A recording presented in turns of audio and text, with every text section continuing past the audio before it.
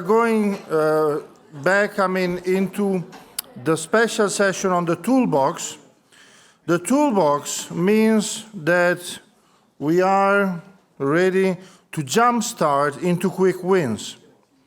What you means and what you will be seeing, on the screen is the fact that we're looking for inspiring and easily implementable ideas for your cities and in your cities that can bring sport closer to the people.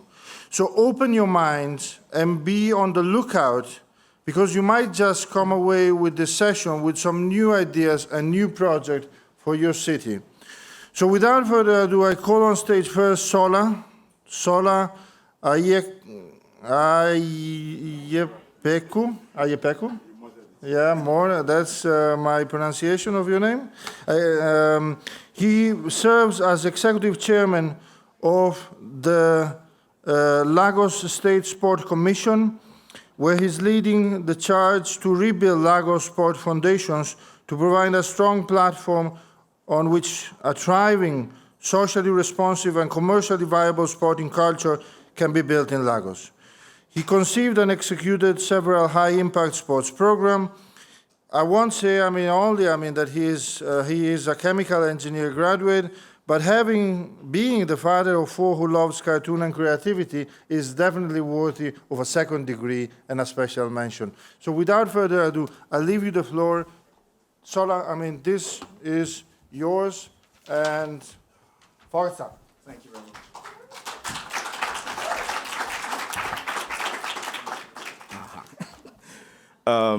Good afternoon, everybody. My name is Shola Ayepeku, the right pronunciation, no murder here.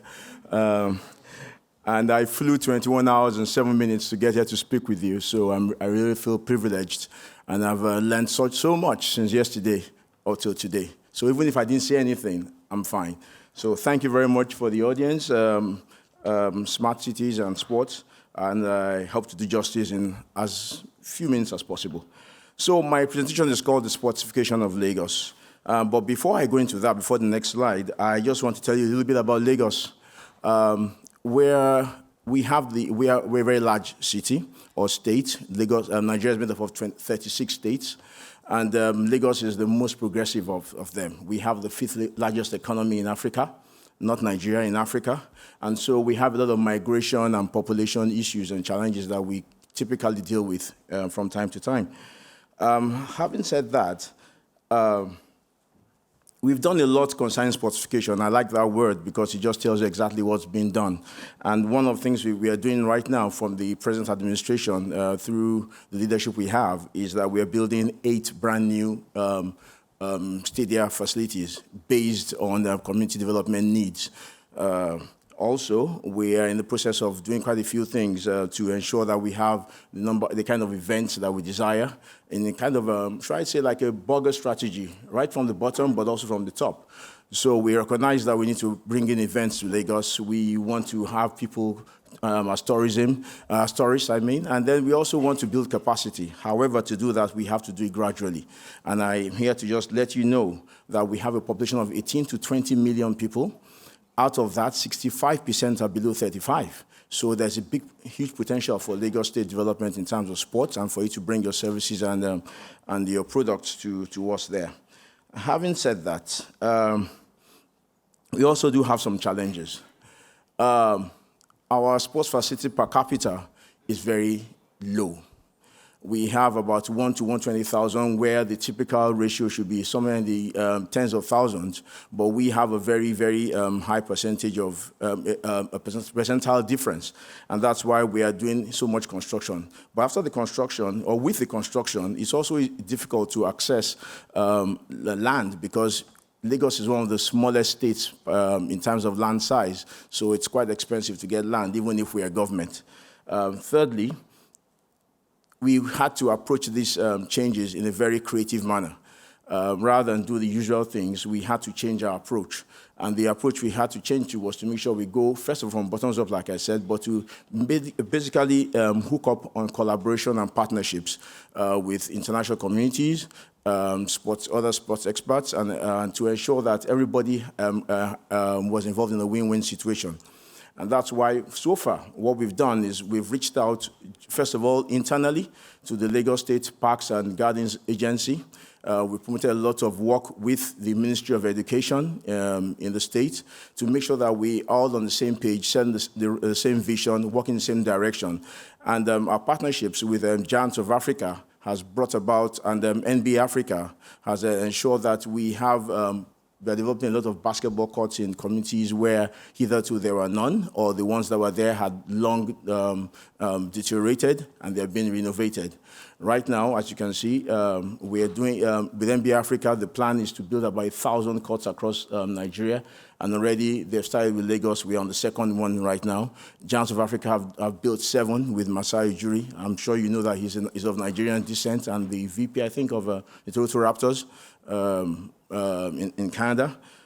This is one of the courts that the NBA has built in conjunction, partnership with the state government. But having said that, the fact is, this has helped us in many ways to take sports to the people, rather than making them come to the center always, where the facilities were previously located. Now we're building 8 brand new ones. Now we know that we can get to them more easily, and we have plans to build more in the second phase that should start in 2024. However, this has helped us to spread the game, has given relief to our youth, giving them more social benefits.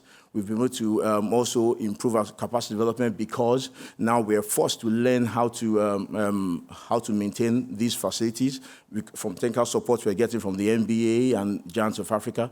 And we're also fostering a sense of community involvement, because everybody's involved, from the local council chairman up to the highest level at every stage. Like I said, these are the results. Giants of Africa have built 9 courts so far. There are more to come. And also, we have managed, most importantly for us, to bring in more females into the game. Hitherto, the safety issues and security issues, logistics, were not helping matters to encourage females to play the game, or games. But now we have more females playing the game, and currently, the Nigerian basketball team are the African champions. And so that gives us a good sign going ahead, and we have a few players also in that. Also, a Lagosian female won the first gold medal in weightlifting this year at the Commonwealth Games, and that came from the funding that we give them in the States. So we can see many signs of progress, and we're happy with what we're doing, and we hope that you will come to partner with us. We are open to partnership. Like I said, we have 18 to 20 million population, out of which about 12 to 13 million are youths. And so there's a lot of potential, there's a lot of talent, and we invite you to bring your services and your products to come and help develop our capacity, infrastructure, and our know-how. Thank you very much. Yeah.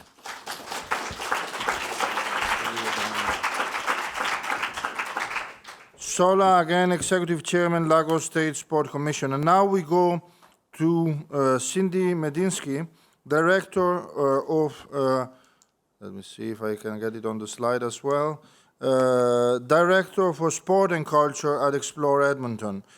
Leading the Mayor Sport and Cultural Event Attraction team with Explore Edmonton, Cindy is dedicated to promoting her destination and bringing the word to Edmonton. For over 5 years, Cindy has been responsible for positioning Edmonton nationally and internationally as a premier event host, and together with her colleagues, attracts, markets, and develops sport and cultural events of all shapes and size alongside event right holders. So, Cindy, please, and a round of applause, for Cindy, please.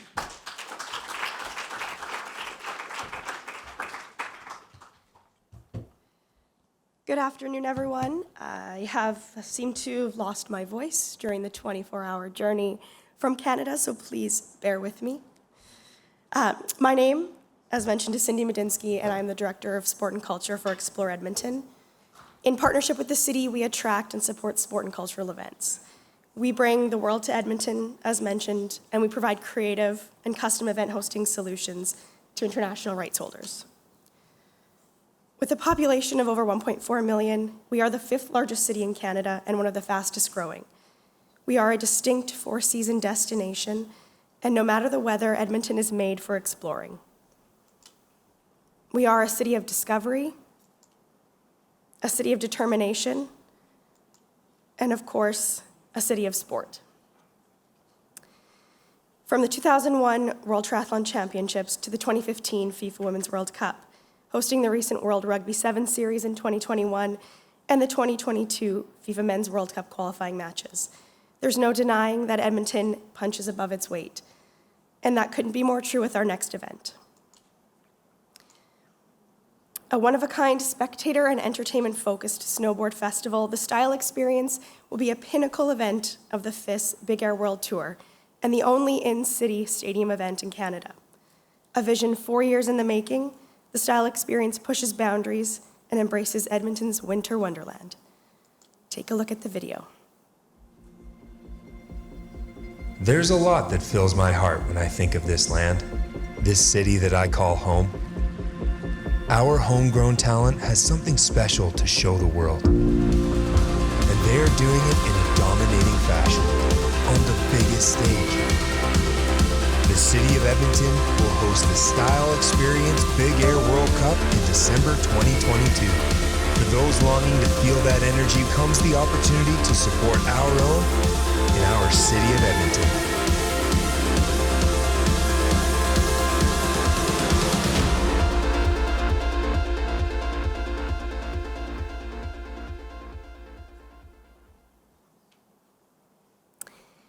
In Edmonton, we think big and we're not afraid to take a risk.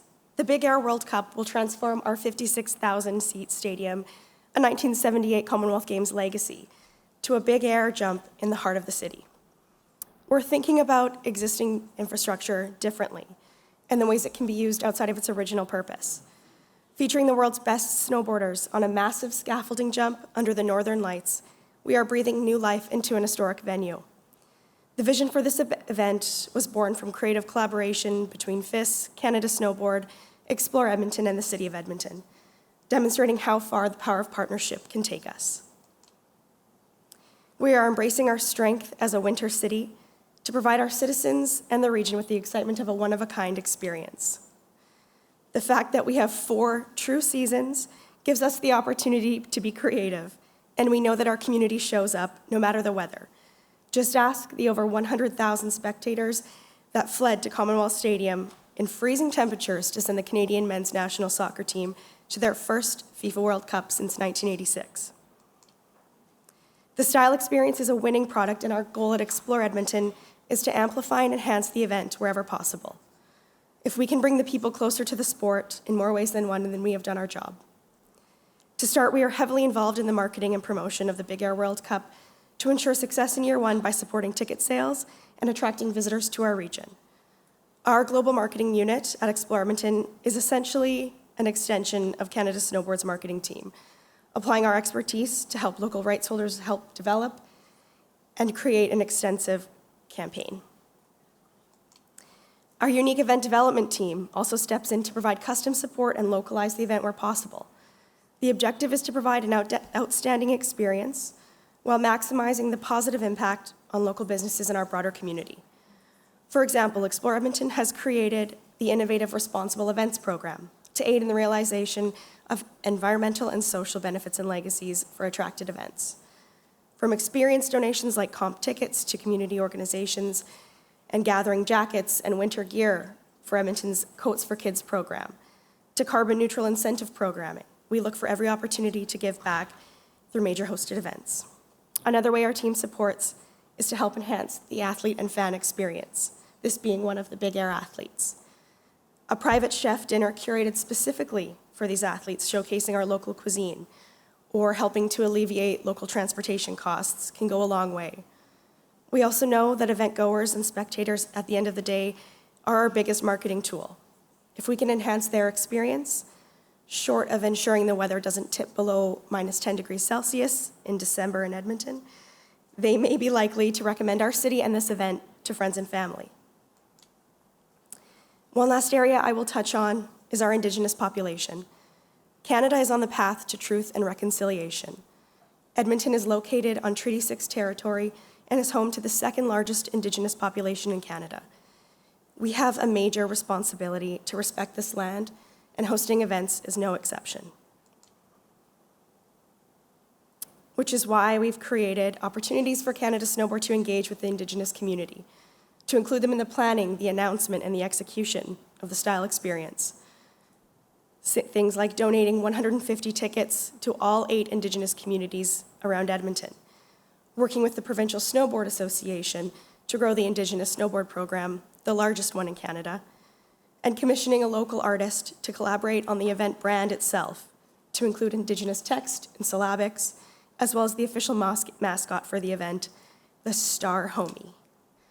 The Star Homie, who you can see throughout the marketing and at the bottom of this rendering on the jump, was created with the inspiration of the ancient rock paintings and the territory of Amiskwaskawegan, which is the traditional Cree name for Edmonton.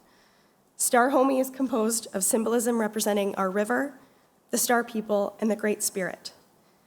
This level of intention and collaboration is beyond what we've seen with any rights holder before, and is an incredible step forward in connecting the event and the sport to our citizens, something we hope to emulate with future events in Edmonton.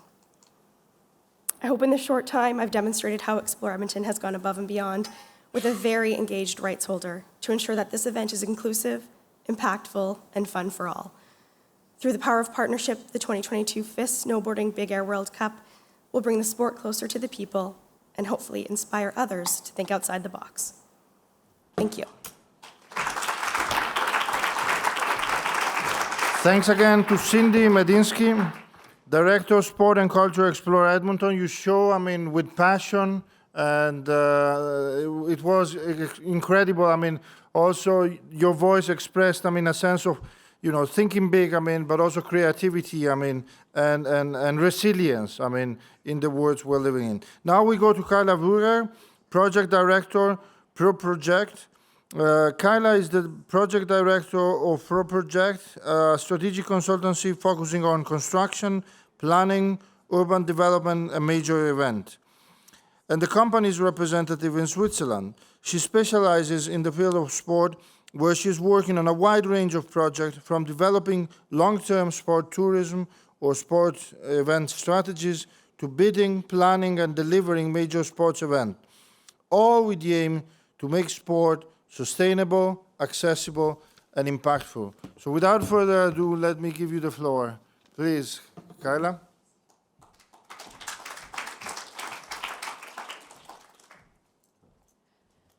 Thank you very much, Francesca. Can you hear me well? Yes.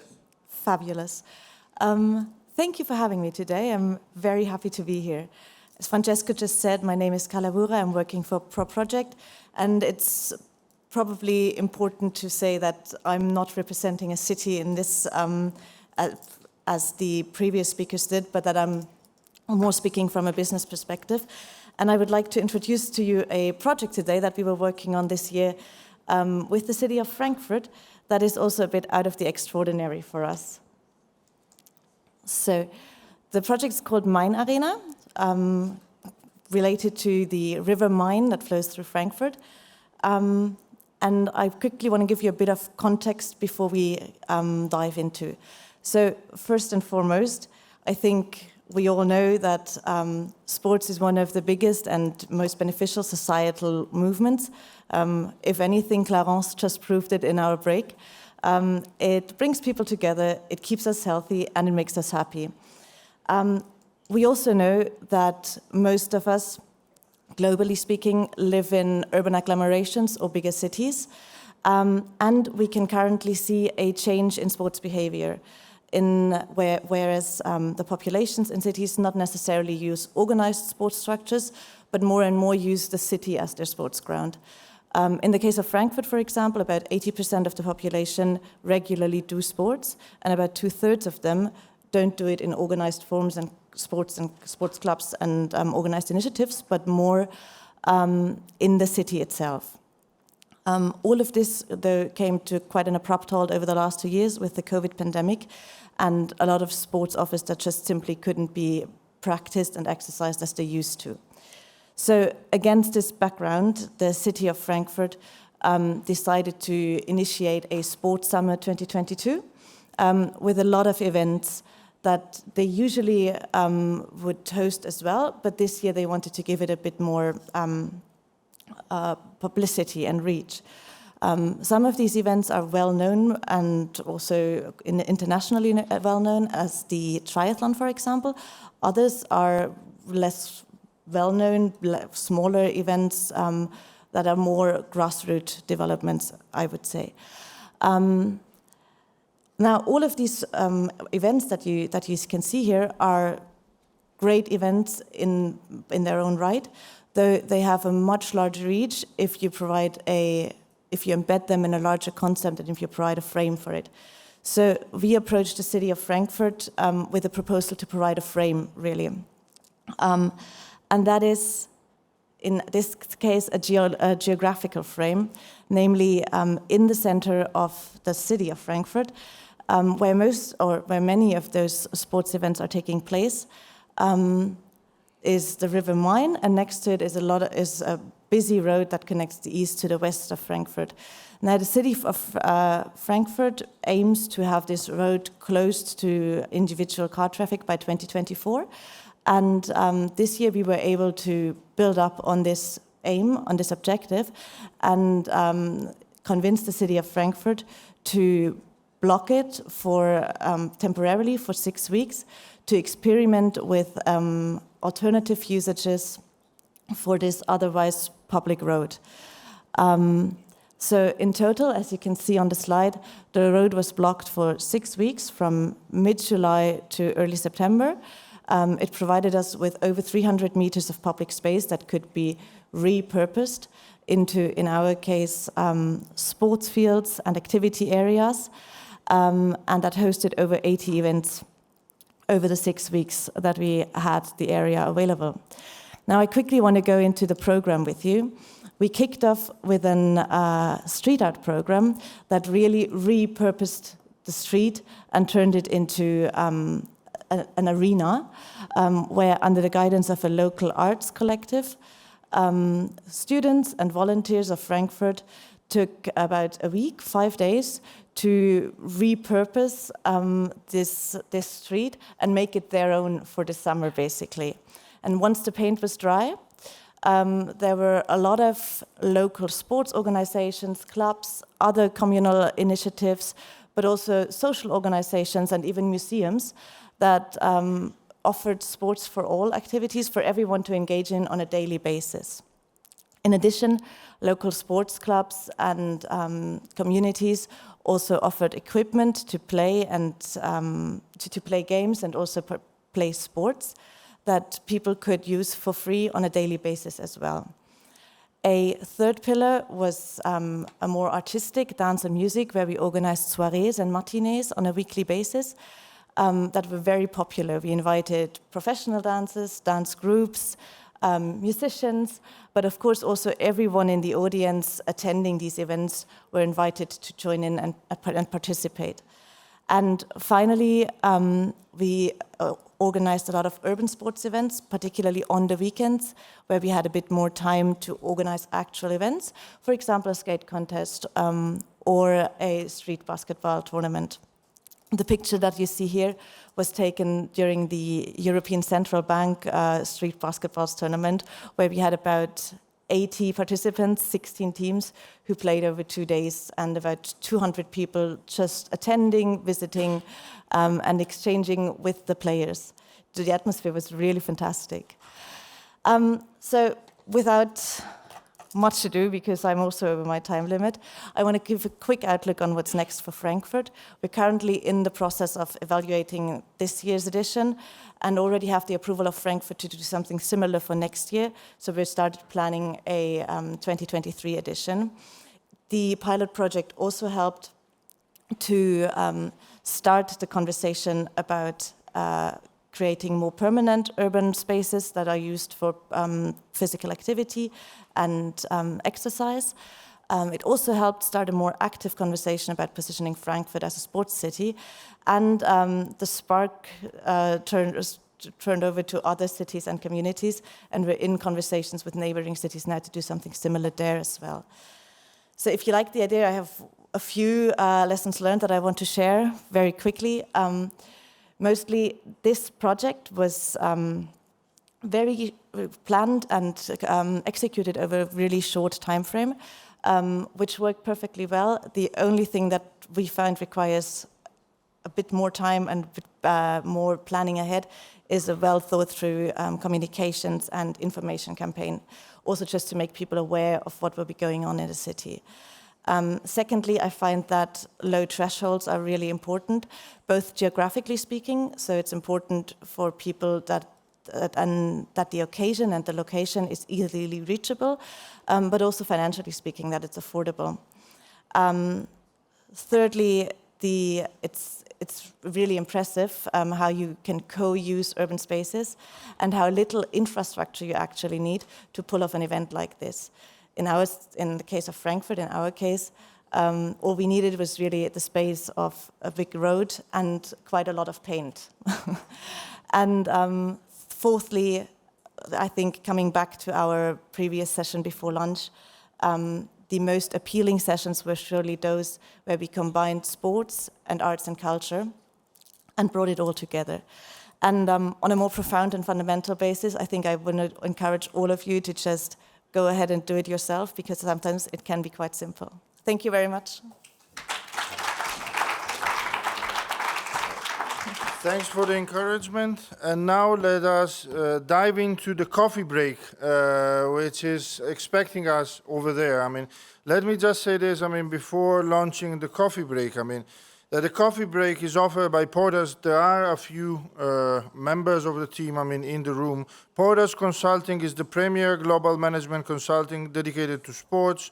They are the trusted advisor to senior leaders in sports across the globe and in multiple specialist practices, with a growing multinational team across 4 regional hubs and with more than 100 consultants and experts. So without further ado, again, keep in mind, it's a networking coffee sponsored by Porters, so network and have coffee. And let us try to squeeze in and be, well, when you hear the ring, you know it's time to come back. So see you in a bit. Thanks a lot.